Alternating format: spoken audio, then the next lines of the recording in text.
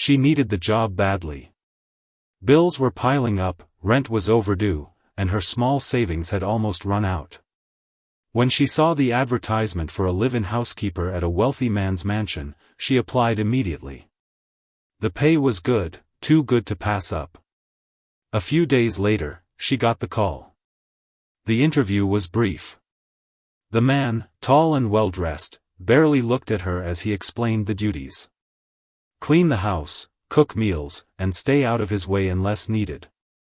He seemed cold, distant, but she didn't care. The money was all that mattered. The mansion was huge, grand staircases, chandeliers, paintings worth more than she could ever dream of. Her room was small but comfortable, tucked away near the kitchen. The first few days were uneventful. She cleaned, cooked simple meals, and avoided the man as much as possible. He barely spoke to her. Then, one evening, she was dusting the study, a room she had been told to clean only when he wasn't around. The walls were lined with old photographs. She glanced at them absent-mindedly until one made her freeze. It was a picture of a little girl, no older than 6, sitting on a swing. The girl was her. Her hands trembled as she took the frame off the wall. There was no mistake, it was her face, her childhood home in the background. But how? Why was her photo here, in this stranger's house? Footsteps echoed outside the door. She quickly put the picture back, heart pounding. The door opened, and the man walked in. His eyes locked onto hers, then flickered to the wall where the photo hung. For the first time since she arrived, he smiled. But it wasn't a warm smile. It sent a chill down her spine. "You recognize her?" he asked softly. She swallowed hard, unsure what to say. The air in the room felt heavy, dangerous. The man stepped closer. "I've been waiting for you to find that." Her breath caught in her throat. This wasn't just a job. Something much darker was going on. And now, she was right in the middle of it. She forced herself to stay calm, but her fingers gripped the edge of the desk behind her for support. The man's eyes didn't leave hers, sharp, calculating, as if waiting for her reaction. I don't understand," she said, her voice barely above a whisper. The man tilted his head slightly, still wearing that unsettling smile. "Don't you?" He reached past her and took the photo off the wall, studying it like it was a prized possession. "This was taken a long time ago. You were so small then." A cold knot twisted in her stomach. How did he know? She had no memory of him, no recollection of ever meeting someone like this before. Her childhood had been simple, just her and her mother in a tiny house on the outskirts of town. No mansions, no wealthy men in tailored suits. "Who are you?" she asked, bolder this time. He didn't answer right away. Instead, he walked over to a large wooden cabinet, pulled out a drawer, and placed the photo inside. The way he handled it, careful, almost reverent, made her skin crawl. "You'll find out soon enough," he said, locking the drawer with a small key he kept in his pocket. "For now, just do your job." And with that, he left the room, leaving her standing there, heart hammering in her chest. That night, she couldn't sleep. Every creak of the old house made her jump. She replayed the conversation in her head, trying to make sense of it. Why would he have a picture of her? And why did he act like it was some kind of secret? The next morning, she worked mechanically, dusting and sweeping while her mind raced. The man was gone, his assistant had mentioned he'd be away for the day. That gave her time. She needed answers. Once the house was quiet, she slipped back into the study. The locked drawer taunted her. She searched the desk for a spare key, checked under papers, even ran her fingers along the edges of the furniture. Nothing. Then, her eyes landed on a bookshelf in the corner. Old leather-bound books lined the shelves, but one stood out, thicker, newer. She pulled it out. It wasn't a book. It was a photo album. Her hands shook as she opened it. The first few pages were filled with pictures of the mansion, landscapes, unfamiliar faces. But then, her breath caught. There she was again. Not just as a child, but older. A school photo from when she was 10. A candid shot of her walking home from the bus stop. Even a blurry image of her outside a cafe last year. Her throat went dry. He had been watching her. For years. A floorboard creaked outside the room. She snapped the album shut and shoved it back just as the assistant walked in, carrying a stack of mail. "Oh. I didn't know anyone was in here," the assistant said, blinking in surprise. "Just cleaning," she lied, forcing a smile. The assistant nodded and set the mail on the desk. But as she turned to leave, she paused. "You know, he doesn't usually hire live-in staff." She froze. "What do you mean?" The assistant hesitated, then lowered her voice. "He's very private. Never lets people stay long. But with you, it's different." A chill ran down her spine. "Different how?" The assistant glanced toward the door, then back at her. "He knew your name before you even applied." The assistant's words echoed in her mind like a warning. "He knew your name before you even applied." She wanted to press for more, but the woman quickly excused herself, leaving her alone in the study with nothing but her rising panic. This wasn't just strange, it was terrifying. She had walked into this job blindly, and now she was trapped in a house with a man who had been watching her for years. Why? She needed to get out. But first, she needed proof. That evening, she moved through the mansion like a shadow, avoiding the few staff members still lingering. The man hadn't returned yet, and she used the time to search for anything, that could explain what was happening. Her room felt unsafe now. Every creak of the floorboards made her flinch. She packed a small bag with essentials, cash, her phone, a change of clothes, just in case she had to run. Then, she noticed something. A faint draft. She knelt beside the old wardrobe in the corner of her room. The wooden panels didn't quite sit flush against the wall.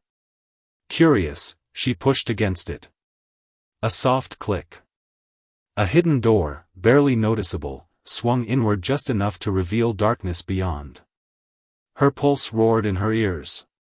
She grabbed her phone, turned on the flashlight, and stepped inside.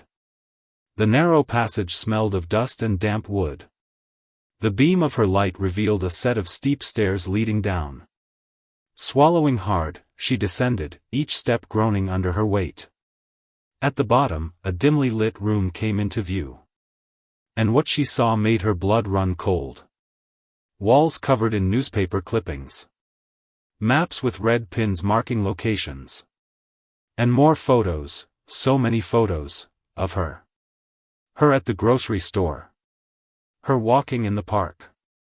Her sitting on her old apartment's fire escape, staring at the sky. But the worst part? In the center of the room stood a small table. On it lay a single, yellowed envelope. Her hands trembled as she opened it. Inside was a birth certificate. Not hers. But the name listed as the mother was one she recognized. Her mother's. And the father's name? The man who owned the mansion. The birth certificate nearly slipped from her fingers.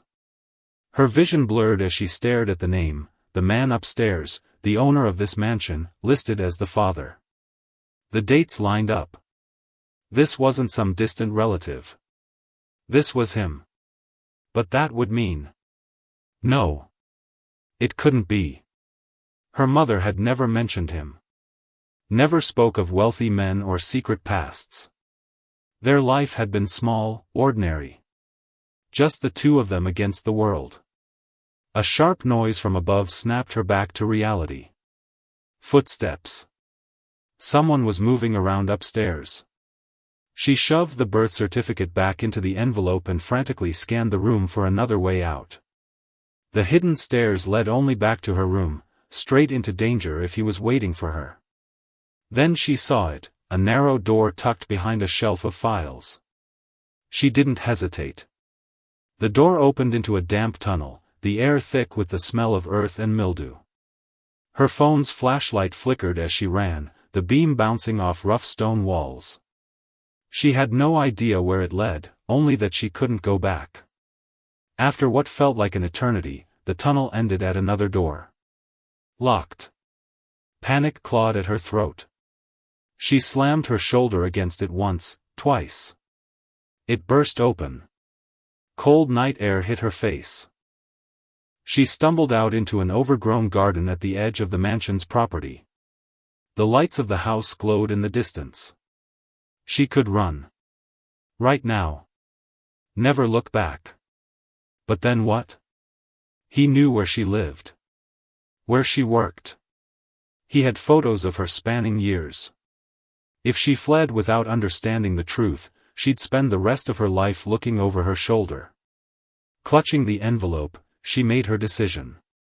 She needed to talk to her mother. The bus ride across town felt endless. Every passing car made her tense. What if he'd already noticed she was gone? What if someone was following her? Her mother's apartment was dark when she arrived. She knocked urgently, then louder when there was no answer. Finally, the door cracked open. Her mother's face, pale, tired, filled the gap. For a heartbeat, she just stared. Then her eyes dropped to the envelope in her daughter's hands. And she knew. "Come inside," she whispered. "Before anyone sees you." The apartment smelled like old tea and the lavender soap her mother always used. Nothing had changed, same frayed couch, same photos on the wall. The normalcy of it all made the night feel even more surreal. "How much do you know?" her mother asked, hands shaking as she filled the kettle. "Nothing. Everything." She tossed the envelope onto the table. "He's my father, isn't he?" The kettle clattered against the counter. For a long moment, the only sound was the distant hum of traffic outside. Then, quietly, her mother began to speak. "I worked for him. Just like you. A lifetime ago." Her voice was hollow. "By the time I realized what kind of man he was, it was too late. I ran when you were barely walking. Changed our names. Prayed he'd never find us." A sob choked her next words. "But he never stops looking." The weight of her mother's words pressed down on her like a physical force. "He never stops looking." All these years, the moves, the quiet warnings to never draw attention, it hadn't just been caution. It had been survival. She leaned forward, elbows digging into her knees. "What did he do to you?" Her mother's hands tightened around her teacup. The silence stretched so long she wasn't sure she'd get an answer. Then. "He collects people." The words landed like a punch. "At first, it was small things," her mother continued, staring at the steam rising from her cup. "Gifts. Favors. Then it was, 'You owe me.' By the time I realized he wasn't just generous, that he expected ownership, I was pregnant with you." A chill crawled up her spine. "I tried to leave quietly. He had me followed." Her mother's voice dropped to a whisper. "The night we disappeared, his driver chased us to the county line. We crashed near Miller's Creek. I dragged you out of the back seat just before the car went into the water." She could only stare. All her life, she'd believed the scar on her mother's forearm was from a kitchen accident. Her mother reached across the table, gripping her hand.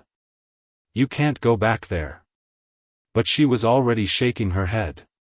"He has photos of me from last year. He knew where I lived. Where I worked." She met her mother's terrified gaze. "If I run now, we'll spend the rest of our lives waiting for him to find us again." The mansion loomed against the pre-dawn sky when she returned, its windows dark. She'd left her mother with strict instructions: pack one bag. Be ready to move. Now, she slipped through the garden door she'd escaped from hours earlier. The house was eerily silent. No staff. No movement. Just the grandfather clock ticking in the hall. She needed proof. Something concrete to take to the police. The study first. She'd barely crossed the threshold when the lights blazed on. Looking for this? The man stood by the desk, holding a thick file folder.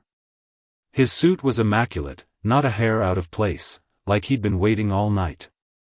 Her mouth went dry. He tossed the folder onto the desk. It split open, spilling documents. Birth records. Bank statements. A deed to her mother's old house, in his name. You have your mother's dramatics, he said calmly.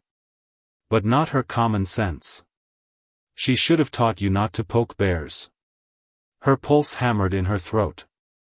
What do you want? He smiled. It didn't reach his eyes.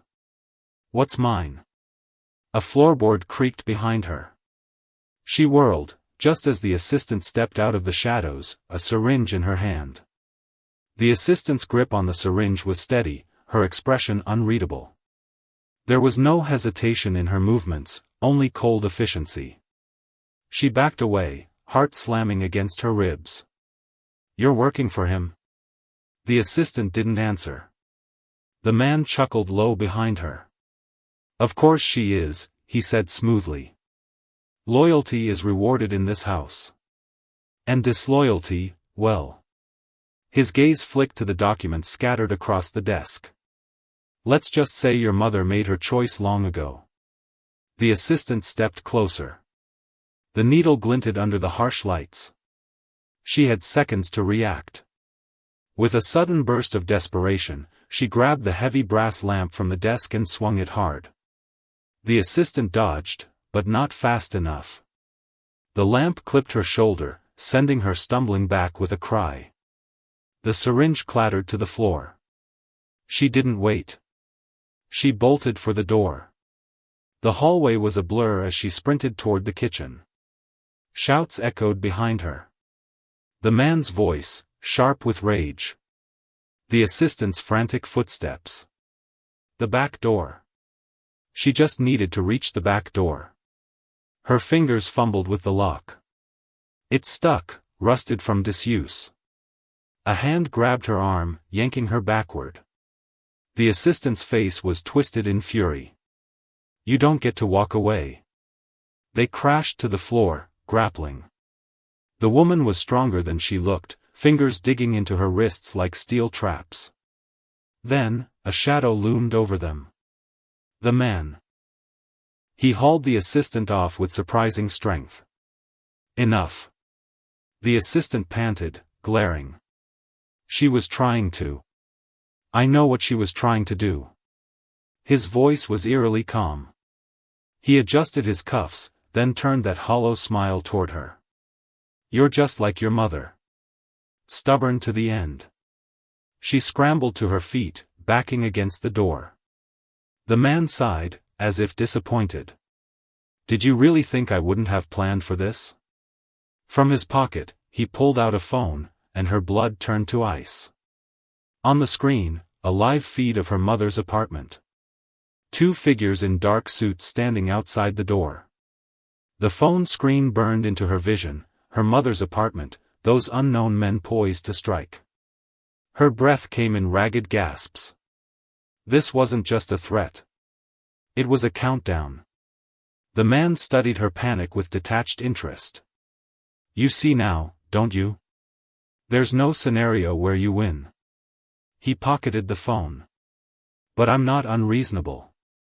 We can still fix this. Her voice came out raw. Fix what? What do you even want from us? Something flickered in his eyes, not anger, but something worse. Hunger.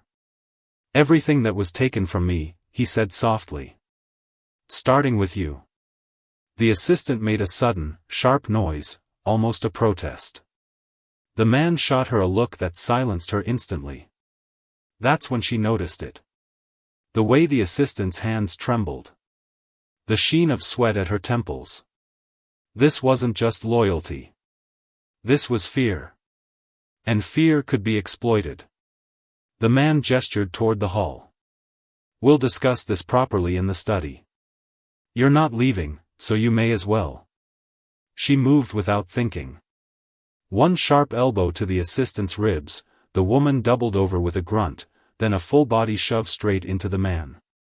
They collided hard, his polished shoes slipping on the tile. She didn't wait to see them fall. The back door. The garden. The tunnel. She ran like hell itself was at her heels. The tunnel air choked her with dust and damp. She didn't have her phone, didn't have light, just the memory of the path and the desperate need to reach her mother first. Somewhere behind her, footsteps pounded. Faster. Her shoulder slammed into the exit door at the end. It burst open into cold night air.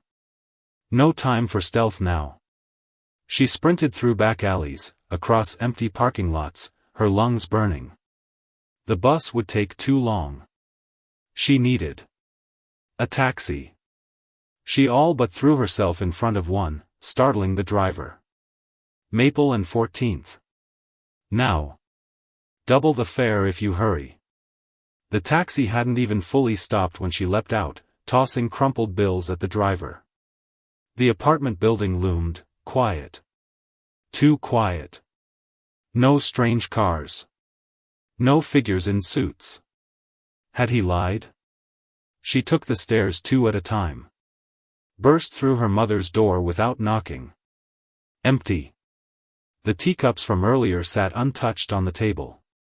The closet door hung open, a single suitcase gone. Then she saw it.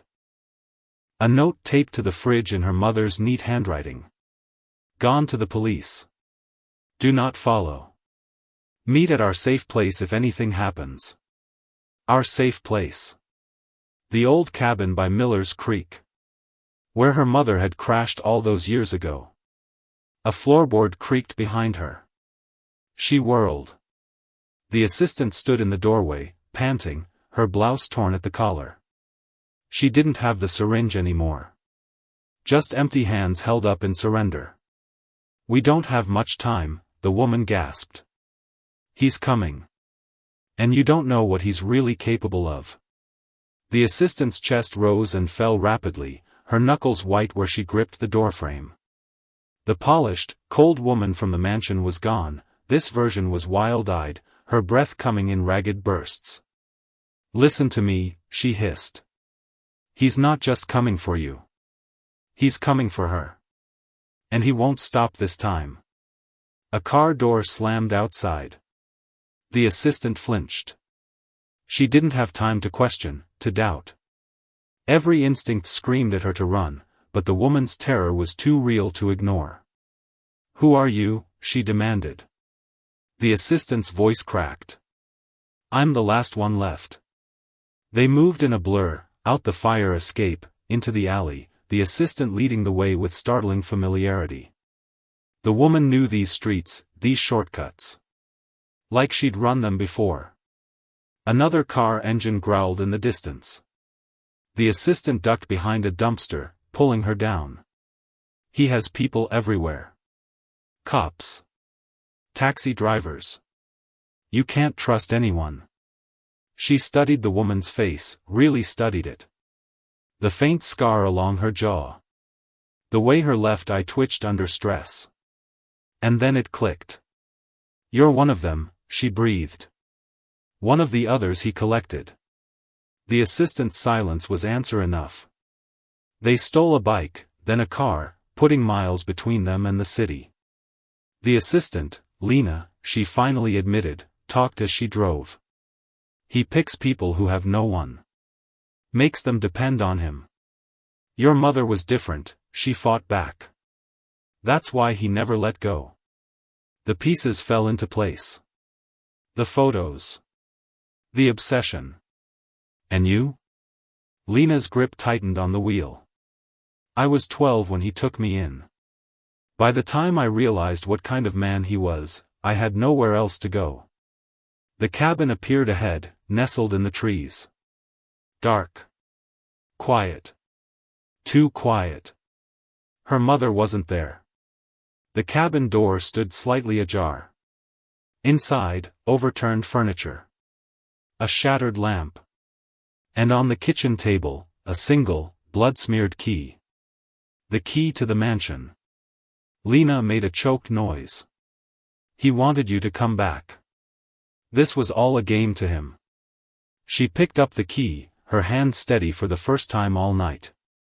Then let's finish it. The mansion was lit up like a beacon when they returned, every window blazing. The front door swung open before they reached it, as if welcoming them home. He waited in the study, her mother bound but alive in the chair beside him. Took you long enough, he sighed, as if disappointed by their lack of creativity. Lena stepped forward. It's over. He laughed. It's only just begun. Then, movement at the door. Police. Real police, badges glinting, guns drawn. And behind them, her mother's neighbor, the nosy old woman who always watered her plants. Witness. The man's smile faltered. It ended not with a bang, but with paperwork. Handcuffs. Read rights. The slow, bureaucratic unraveling of a monster who thought himself untouchable. As they led him away, he locked eyes with her one last time. You'll miss me, he whispered. She turned her back. Epilogue. The cabin burned. Not the old one, a new one, built on the same land. No ghosts this time. Just laughter. Just light. Her mother hung the last photo on the wall, no stolen childhood snapshots, but new memories. Free ones. Lena stayed. Not out of debt, but choice. And in the city, behind bars, a man stared at a blank wall. And realized, for the first time in his life, he owned nothing at all.